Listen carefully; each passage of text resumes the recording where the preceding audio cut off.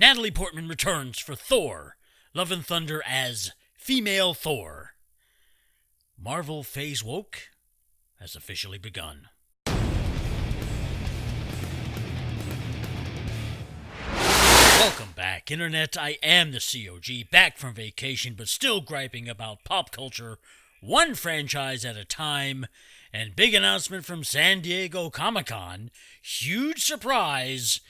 Thor is going woke if it wasn't woke already.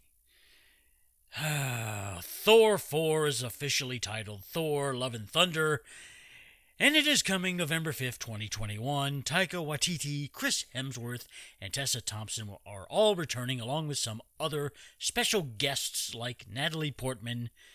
The highly anticipated sequel was first announced earlier in the week, but Kevin Feige has given us a lot more details about the movie. This is going to be absolutely massive. If all of that wasn't enough, the story is set to include female Thor, and Tessa Thompson says that Valkyrie will be looking for her queen. Oh, God. This is the MovieWeb article, and MovieWeb is doing what MovieWeb does as far as the type of things they want to emphasize with stories like this, which I'll get to in a minute. But yeah, Natalie Portman, who was done with the Thor franchise in 2016, or so we thought, is back. And she'll be Thor.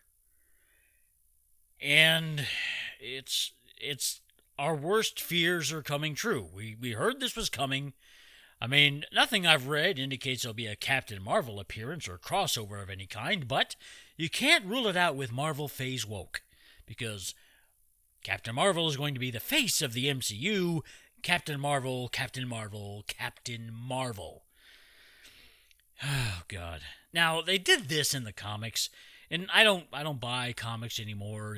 I just don't have time to read them. But I know they did this some time back, and some people like it. I think I read somewhere that the guy, I don't know if it's the writer or the artist, but Jason Aaron, his run on Thor, where they did this storyline, is described by the Den of Geeks article as one of the two greatest of all time. So great, in fact, that the article didn't mention what the other great one was. And I don't know, the gender swapping continues. But let's look at the MovieWeb article just a little bit more, because we know this is where they want to go. Marvel Studios has been saying for quite a long time that they want to have more LGBTQ representation, and Thor Love and Thunder is going to be the movie to deliver it, as we learned firsthand at San Diego Comic-Con. Tessa Thompson has always said she played the character as bisexual in Thor Ragnarok, but it was never shown on the screen explicitly. Fans were then hoping that aspect was going to show up in Avengers Endgame, but there was already so much stuff going on in that movie. Oh, too much stuff to show Valkyrie's bisexuality, gender fluidness. Let's get back to this here.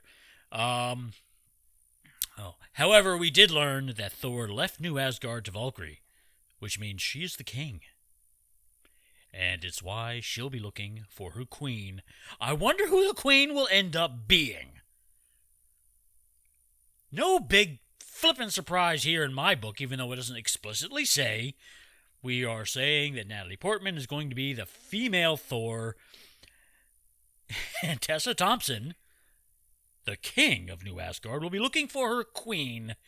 You do the math, and you tell me what you come up with. And, of course, with all the representation and diversity that they'll be pushing in the marketing, the movie will make enough money for them to call it a success, despite any public backlash. But I have to ask, because the wheels in here are always turning, and so they're saying that Natalie Portman, Jane Foster, will be the new Thor. Not she will possess the powers of Thor. She will be the new Thor, which is problematic because that's supposed to happen when you are worthy to wield Mjolnir. Pick up the hammer. This part of the timeline, there is no hammer. Wait, no, it's okay. It's okay, it's already solved. We have time travel and the multiverse, so we can just go somewhere, find a hammer, because I guess they need a Thor, since Thor's off with the Guardians of the Galaxy somewhere, presumably. Even though it says here he's going to be in this movie, you don't know what capacity. We'll use the time travel or the multiverse. We'll just go somewhere else, grab a Mjolnir back, and Jane Foster can become Thor. Let's assume they have Mjolnir. Let's say they have the hammer. They don't have to go through all that rigmarole. The power of the script compels the hammer to be back. So she becomes Thor. Doesn't just have the powers of Thor like Cap did, like Captain America did when he picked up the hammer and fought Thanos. Everything I'm reading says she becomes the female Thor. So what happens to Thor wherever he is? Does he poof away when she becomes Thor? Because you can only be one Thor at a time, I guess, right?